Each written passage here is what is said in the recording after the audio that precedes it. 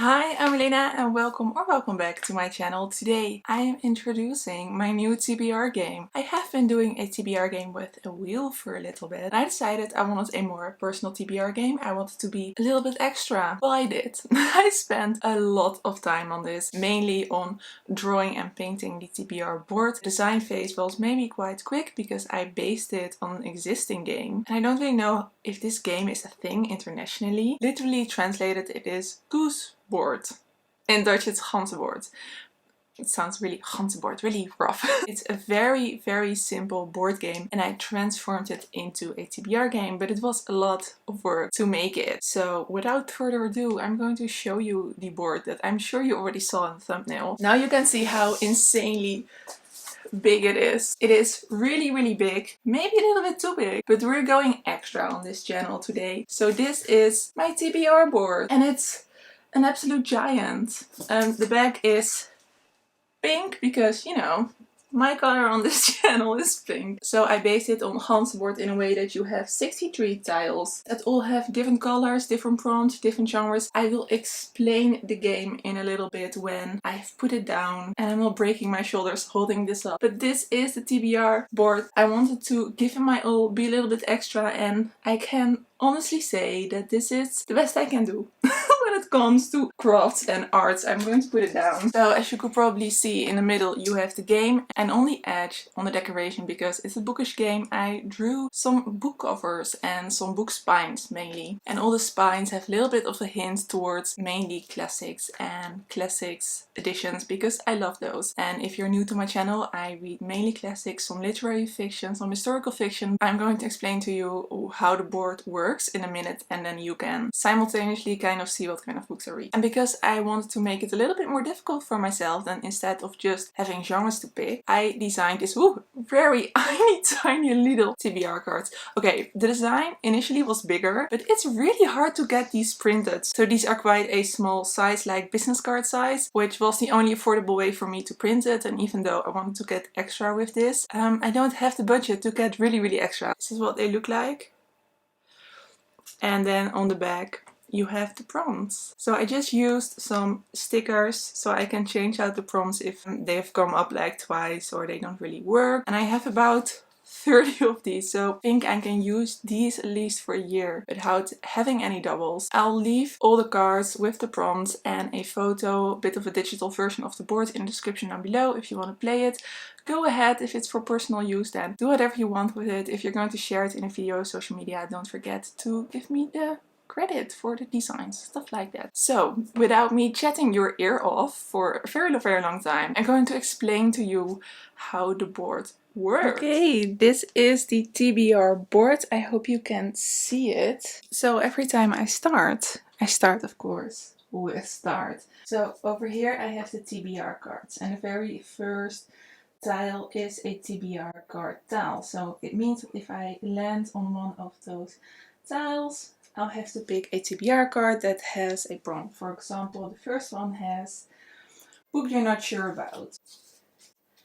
Gifted. And sometimes the prompts are prompts that make my reading a little bit more difficult, but that's just the fun of it. And then of course I have all of the other colors, and the other colors are genres. So red is historical fiction, light blue is a classic before 1900, a more purple lilac tile is a modern classic, yellow is a non-fiction, green is a contemporary. Some tiles, like these two, have a black lining, meaning that all I have to do is find a book within the genre, but some of them, like this one, this one, has a silver lining.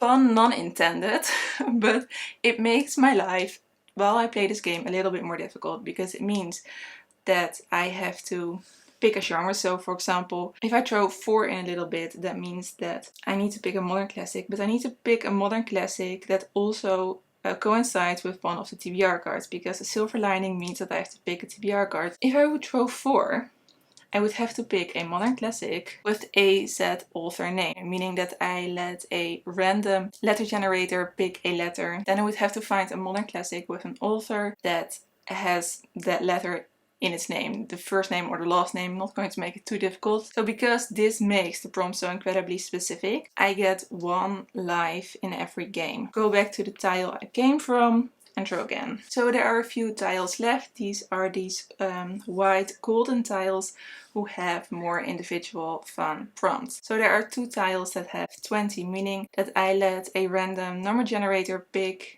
a book from my top 20 classics list. I have made a top 20 classics list. Most of those books I already own, and if I don't, then I am planning on purchasing them in the future. I have 2 pet pigs because they're just a lot of fun. I have phone a friend, which I'm going to try to phone a booktube or bookstagram friend to pick a book for me. And then I have 2 tiles I hope I don't get to, which means that I have to draw again.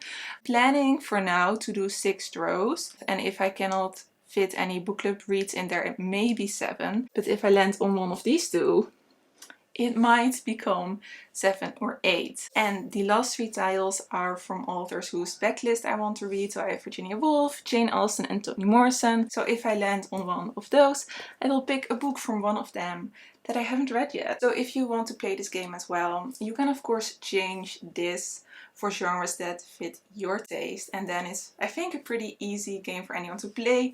Okay, so I hope that's all clear. I hope you kind of get the gist of how the game works. So without further ado, let's do the August TBR. Now August, of course, is Women in Translation month, and I have not read a lot of women in translation this year yet. So I want to get as much of that in here as I possibly can. I did a book haul where I bought a few books that I hope to get in here, at least 1 or 2. I do also have a book club read for the Dutch Classics Book Club. Of course, we're reading for Women in Translation month as well. So if I can get that in there, that'd be awesome. I have decided to grant myself 1 life with every game, because with the silver lines and the color prompts, I can get really strange combinations, and one of the goals of my TBR game is to read from my shelves. So if I don't have a book on my shelves that fit that prompt, and I don't only read from my shelves, but when I read in another way, I always read digitally. I have an app called Storytel that has ebooks and audiobooks.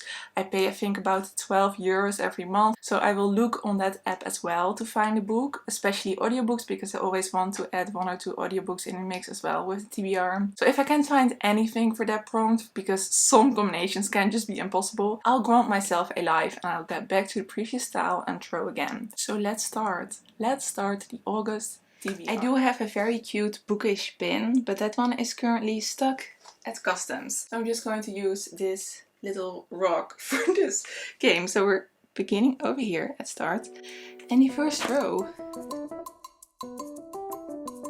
and that is a classic before 1900. Alright, the first row is quite a chill, easy one, and I found a mini classic I want to read, and that is kind of also Women in Translation month, because it was written in ancient Greek, and it is Come Close by Sappho, who was a poet very long time ago, so definitely before 1900. So it's a bit of a short and easy read to start off this TBR, and the back says, sensual, sun-soaked verse on love and the gods in ancient Greece, from the poet named The 10th Muse by Plato. So this is exciting. I wanted to pick this up for quite a while, and technically it fits Women in Translation month. Right, the second row, 1. Meaning I have to read a modern classic because it landed on purple that matches this card. Something for the soul. So for the second roll we had a modern classic with this TBR card. Yes, something for the soul. It can of course be something very warm and fuzzy, but I decided to go another way and I picked up a modern classic that is about philosophy, which kind of also for the soul, and that is Aqua Viva by Clarice Lispector. This was translated by Stephen Topler from the Portuguese. Clarice Lispector was a Ukrainian-Brazilian author in the 20th century, and she wrote quite ambiguous books. I've read from her before, but this is supposed to be more a piece of work about philosophy and about life, a little bit less as a novel. I think a bookstagram friend of mine, who I think she has now worked her way through all of Clarice Lispector's works. She said that this work was the most experimental as far as it could be described as a novel, so I'm quite excited for this. It says, in Aqua Viva, Clarice Lispector aims to capture the present. Her direct, confessional and unfiltered meditations on everything from life and time to perfume and sleep, and strange and hypnotic in her emotional power, have been a huge influence on many artists and writers. And of course, it fits Women in Translation Month. Okay, throw number 3. 6. Ooh, pick a card. Okay. Pick from shells with eyes closed. Pick from your shells with eyes closed. This is a bit of a wild card, but we're going to try and see which one is going to happen. Hopefully, I'll pick a book that fits Women in Translation Month, but that's a long shot. Okay, my most success to get something that will fit Women in Translation Month is this shelf. So I'm going to close my eyes and pick one. This might be really weird, so here we go. Okay. Okay. Yeah, this one is not going to work. I've read North and South. Okay, let's do it again. Okay. Right, this one will fit for Women in Translation Month, and I haven't read it. From my shelves I picked Half a Lifelong Romance by Eileen Chang. This was translated by Karen S. Kingsbury from the Chinese. It's a bit of a chunker, but it's a romance about Shanghai in the 1930s. I think it is about a difficult romance. It's about a young shy engineer and a factory worker. So it sounds very promising. I don't know that much about Eileen Chang, only that she was a Chinese author who wrote a lot of romance-based short stories and novels. This edition has the tiniest writing, which I'm not a big fan of, so hopefully I can read this quite comfortably, but it will be a big one. Okay, throw number 4. 3. A classic before 1900 with a TBR card. Okay, let's see. With a horror gothic element. I don't think I can find anything that will fit with Women in Translation Month and with anything on my shelves, I think. I'm going to go back and throw again. 1, 2, 3, 4. Okay, historical fiction. I'm going to pick, I think it was longlisted on the International Booker, and it is The Enlightenment of the Green Gage Tree, which was written by Shukufeh Azar and translated by Adrian Kiek. It is translated from the Farsi, I believe. It is a novel about Iran in the 1980s, is what I know of it. Let's see. Let's give you a little bit more information about that book. Set in Iran in the decade following the 1979 Islamic Revolution, this moving, richly imagined novel is narrated by the ghost of Bahar, whose family is compelled to flee their home in Tehran for a new life in a small village, hoping in this way to preserve both their intellectual freedom and their lives. But they soon find themselves caught in the post-revolutionary chaos that sweeps across their ancient land. Bahar's mother, after a tragic loss, embarks on a long eventful journey in search of meaning in a world swept up in the post-revolutionary madness. This sounds amazing. It also sounds incredibly heartbreaking, but historical fiction usually is, isn't it? And the setting sounds so incredibly interesting. I don't think I've ever read a book that was translated from Farsi. So number 5. A modern classic. The 5th row was a modern classic, so I decided to pick our book club read for the Dutch Classics Book Club, and that is The Door by Magda Chasbo, which was translated by Len Riggs. This of course also fits Women in Translation Month. The previous historical fiction also fits Women in Translation Month, so I'm doing well. I'm getting those reads in there. This is a story about a young female writer and her housekeeper of 20 years and their relationship. I think it's quite a slow novel, a slow plot, a slow emotional story about trust and about feeling comfortable. I read some amazing reviews of this book. People from the book club who had already read this said that it was absolutely amazing. So I'm very excited for this one. And then the very last throw is 1. Another pick a card. Previous TBR fill. And the last row was pick a card again, and it was this card.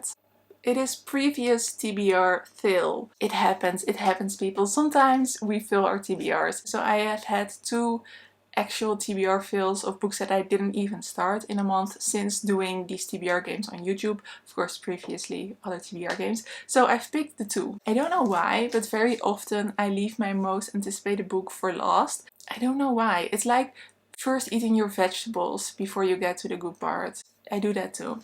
But that is Maurice by Ian Forster, which was a TBR fill from May. And Detranslation Baby by Tori Peters, which was a TBR fill of July. Both of these I really want to read. but I'm not going to do it to myself to add them both to my TBR. Because I already have so many classics on my TBR, I'm going to put the contemporary on my TBR, which is The Transition by Tori Peters, which is a book that has been all over BookTube and Bookstagram, so I'm not going to bore you with a synopsis.